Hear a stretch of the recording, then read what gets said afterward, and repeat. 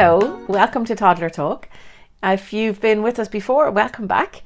As I promised, and due to the enormous amount of requests coming in, today I am going to talk about the terrible 2 toddler tantrum. So I think it's important actually to start with the understanding of why the terrible 2 toddler tantrum starts when it does. Basically, at this developmental stage, toddlers are struggling with matching their ability to express their needs and wants with their emotional developmental stage. So they're quite more particular now about what they want and what they need and when they want it. And often that will arise at a time when you're probably least available to give it. And that's often when the tantrum occurs. So it's worth remembering that, in our busy day-to-day lives, there are times when we're running out the door, when we have lots of things we need to do, we have a checklist that we're ticking off, and suddenly code red will start.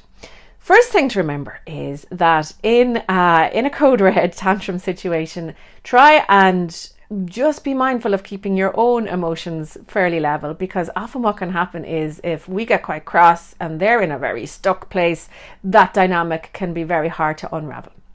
But we always say here that prevention is better than cure.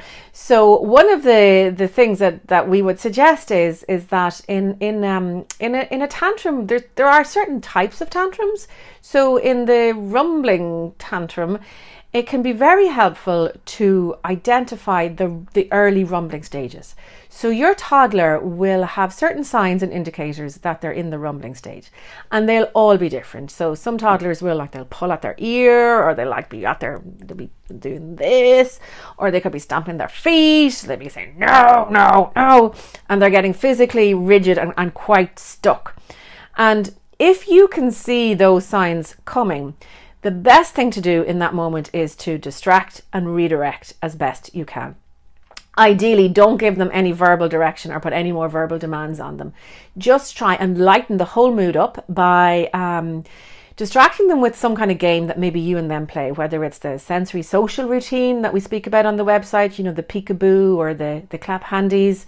Just what we want to do there is we want to just unravel that sort of stuck emotional dynamic that they're in, and that will also help lighten your emotional weight at that moment.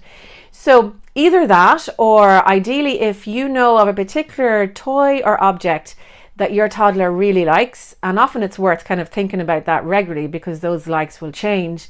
But ideally, what we want is to have something that if we present it or do something funny with it, that will just bring them out of that stuck place.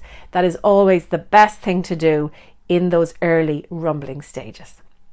Okay, look, we have a lot more tips to talk to you about. So over the next couple of days, join us and we will talk you through 8 to 9 more tips. Bye. Thank you.